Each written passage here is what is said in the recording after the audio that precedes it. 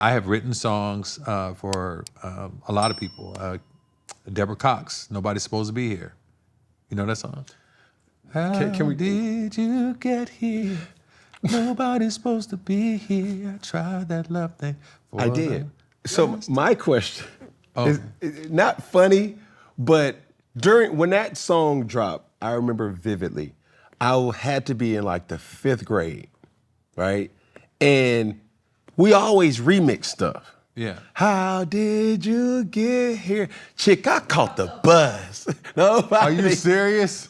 You never heard that? I'm today years old hearing that. No. Yes. Y'all know about that too? Are we tripping? No, y'all know. I've never, no. Are you serious? Like it was a different, the next stanza, nobody's supposed to be here. Like, it was a customized They added stuff to every line. Yes, and Never heard. I promise you. My heart says no, chick, your heart can't talk. Yes. Are you serious? Like, for real, I'm so, like, we were in there in the back just like doing sing-alongs. Like, I know Deborah Cox, and I remember the music video. It was so wholesome. Bro, I'm today years old. You ever hearing this? Got to be kidding me. No, sir. I kid you not. Well, I kid you not. They remixed it. I am very, That's wild. familiar with the song. Got the bus. Yes. But no. I know it didn't say that. Okay, thank you. No, it's not chick. It was I got you. Yeah, I thank you. understand. Yes, Lord. Yes, Lord. Let him use. Let him use. Let him use. Let him use you. Man, have you ever been locked in on summer plans and you hit that classic moment? What am I gonna wear? I'm talking about graduations. What else? Weddings. Memorial Day weekend. My birthday. The calendar just starts to stack up fast. And suddenly, every invite comes with some type of panic. And that right there is the main reason why I rock with Macy's. They they ain't got nothing to wear, into sheer confidence. Their personal stylist helps you lock in a full look. Their personal stylist help you lock in a full look. And get this, they'll even help you find the perfect gift while you at it. I don't know about you, but I still love that in-store feeling. Touching the fabrics, trying things on, mixing shoes and all type of accessories. See the whole fit come to life. Plus, you have fragrance and skincare experts helping you build that summer glow and helping you lock in your signature summer scent. So when it's time to show up, you is not scrambling. You're ready. But those type of customizations was just like, all right, wow.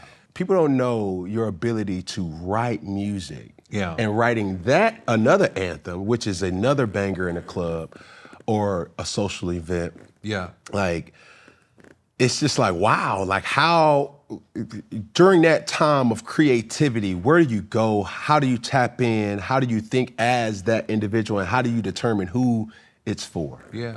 Well, I got to give credit to my boy, Shep Crawford, who's now pastor now as well.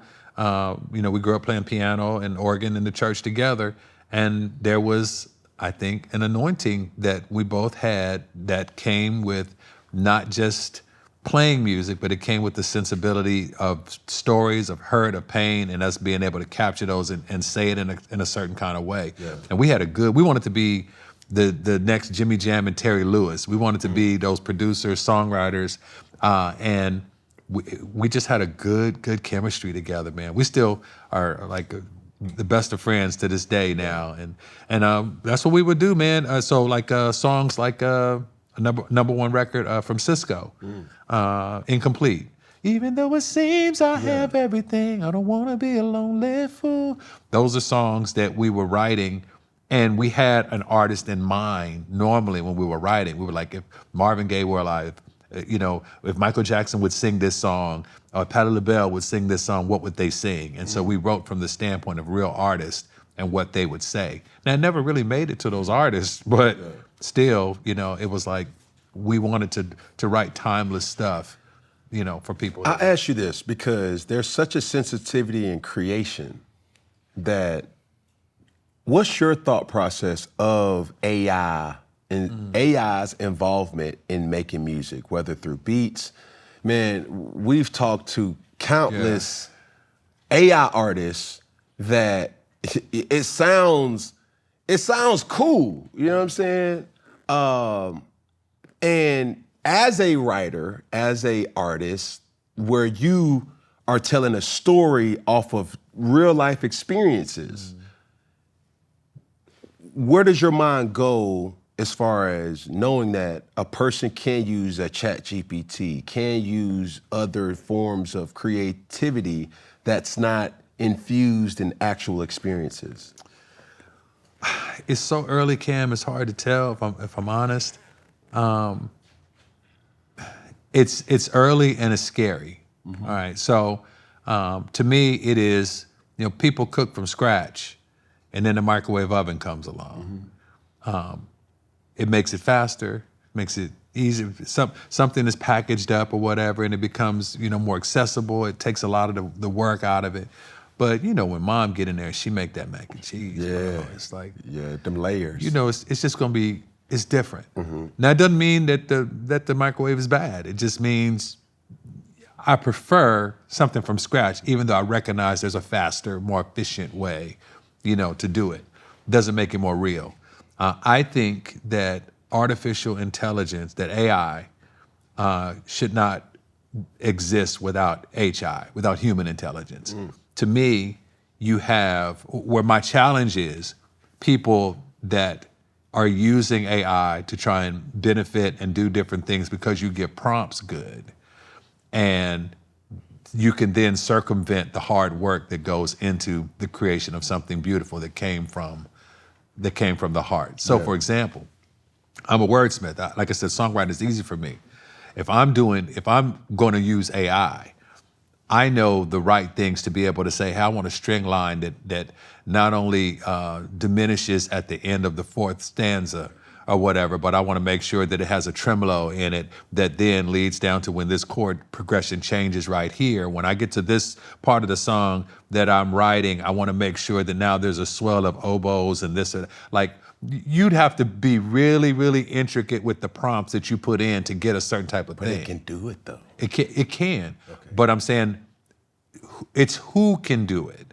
So from the standpoint of, I got musicians that can do that I would rather go to them and have them play it, but I understand for efficiency's sake, for finance sake, if you and I cut a demo in here right now where we just beat on stuff and we could take that and could drop it right into the AI and it'll create a beat and make it a record that we could drop tomorrow. Is that what we want the music business to become? Yeah. Is that the thing that, to me, it's tough, man, because I'm a Stevie Wonder Intervisions guy. Yeah. I'm a guy that I appreciated the value of what's coming from the heart. And so what it does for me now is it gives me question marks. When I hear a song today, and it's a dope song, and there's like choirs on it and stuff like that, I go immediately and I'm thinking, okay, they had to use AI probably for the choirs, because if you didn't, you had to bring like 30 people and record their vocals a bunch of different times to get a choir to sound like that and to sound that precise and to sound that clean. And so I don't know if I like that, honestly. I'm old though. Yeah. I'm young, but I'm old. I hear, as you're talking, say it.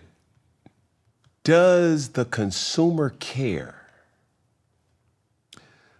That is the problem. Do you understand what I'm saying? That's the problem, that you have to ask that question.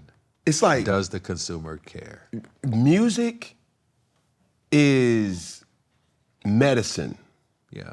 And when you take that into consideration, it is turned into, now they're dropping music on Thursday nights. Yeah. All right, ladies and gentlemen, today's discussion is, what have I, as in Cam Newton, learned from relationships or intimacy the hard way?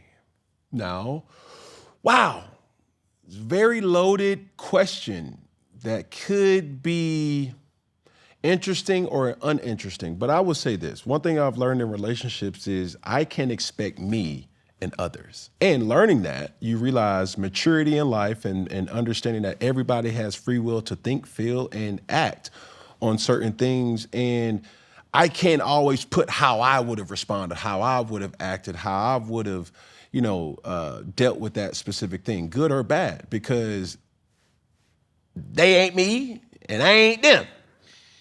Intimacy, I think it's an ongoing challenge that you got to realize that every night ain't the best night. You know what I'm saying? I think when you get in that square, okay, I ain't never seen another bed that was shaped other than a square, so I refer to it as the square. You could be in your good behavior, or you may be able to drop 40, or you may be able to just skimp a good 4.